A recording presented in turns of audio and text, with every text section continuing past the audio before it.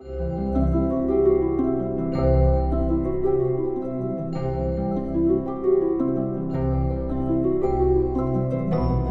morning, Patrick Kanuski. I'm the Director of Operations at the Ark Encounter.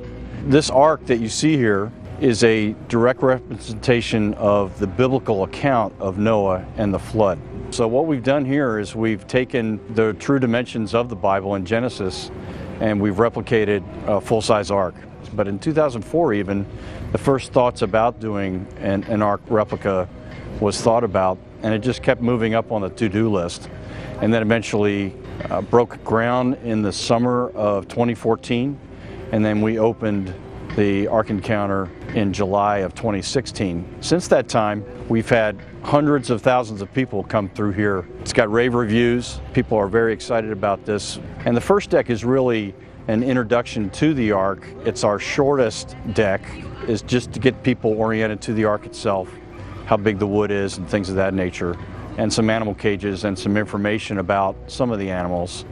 The second deck is really where the story starts, and the first exhibit that everyone sees is an exhibit called the Pre-Flood World, Pre-Flood Society, which really sets up for the guest why was the Ark built in the first place. It starts with creation in this particular exhibit, and it goes through sin and the fall of man, and then how society really degraded from there, and how it was so bad that God said, hey, have a do-over, basically. And then Noah and his family are seen in working scenes on deck 2 as well, feeding the animals, and also Noah in his study. There's a library that's set up in there. There's a wood shop, a blacksmith shop, and then, you know, just different exhibits like that. And one of our main features on deck 2 is the door. And you may see the ramp that's behind me here. That ramp goes to the door on deck 2, and there's a gospel presentation there. And we also, every day on deck 2, have live animals that we bring in from our zoo. Bring those up on the elevator and get them right into deck 2 so people can actually see live animals on the Ark. We have kangaroos, and right now a couple of the female kangaroos have joeys in their pouch, which is pretty neat. We have camels and donkeys, and the camels and donkeys, we actually have rides on those that people can take.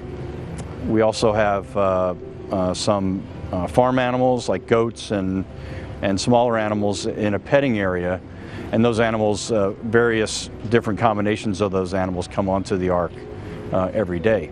So that's really deck 2, and then once the folks go up to deck 3, again, that's another large, it's a tall deck, deck 2 being the tallest, but deck 3 is a large deck as well. And there's a lot of excellent museum quality exhibits on deck 3.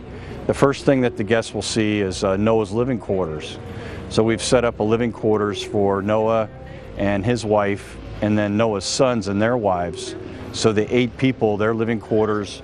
There's a garden, there's a kitchen, a dining area, an aviary, things of that nature in the living area. I also want to mention there's two movie areas, 2 film areas, where on deck 2 in the stern, there's a Noah's interview. Back in Noah's time, there's an atheist lady from a newspaper, a local newspaper there in Noah's time, and she interviews Noah, and then the sequel to that movie is on deck 3, where the same actors are actually in modern day, and they're interviewing a guy named Noah who works here at the Ark Encounter. So that's it's really a powerful presentation on deck 2 and deck 3 in our theaters.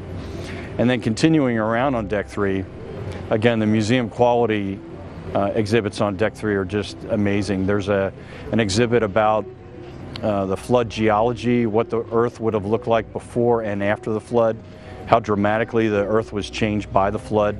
There's an exhibit on the Ice Age. There's an exhibit on ancient man, the Tower of Babel, and then finally we get to an exhibit that discusses and presents the rainbow. It's called the Rainbow Covenant, which is really the promise that God made that the earth would not be destroyed again by water, by a flood, and it talks about the rainbow.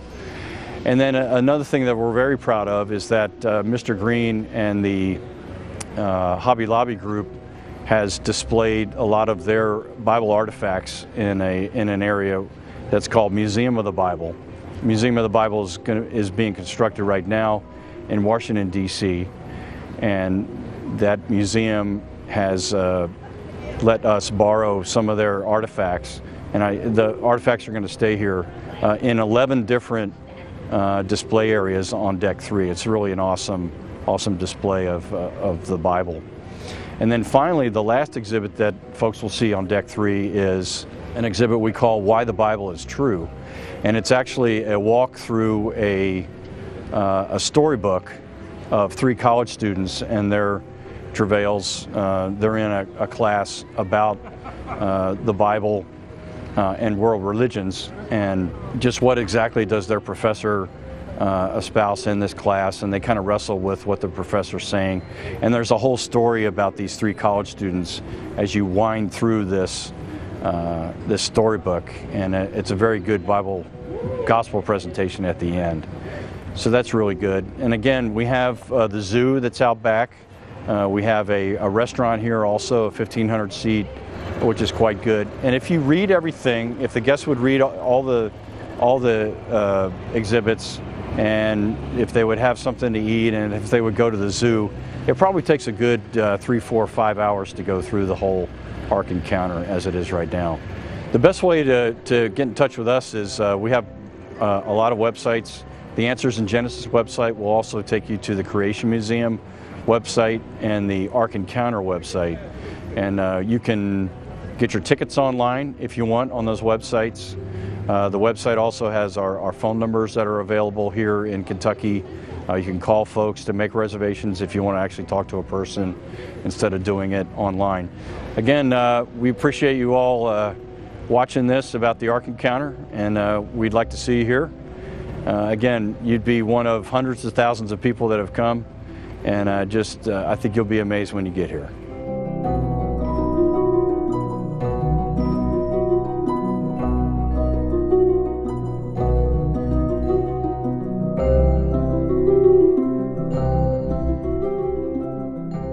Another feature that we have here that is very popular is we have overnights here on the Ark. So youth groups, other groups can come here and sleep over on the Ark.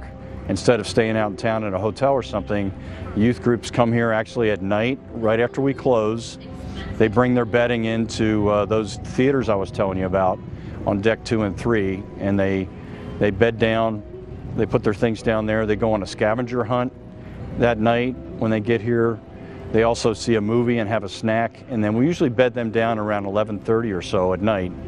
The next morning they get up, they have their own program at the zoo, their own private program at the zoo. They have breakfast at Zara's kitchen at the restaurant, and then they stay on the Ark all day. And that is quite reasonable. It's a regular ticket plus only $19. So if folks come here with a large group, youth group, obviously you need to have chaperones and things of that nature, but if they come with a group, high school, junior high, youth groups, etc., school groups or church groups, then they can stay here on the Ark overnight instead of staying out in a hotel. Good question. Right now, I'm documenting some of the terrible things that happened before the flood.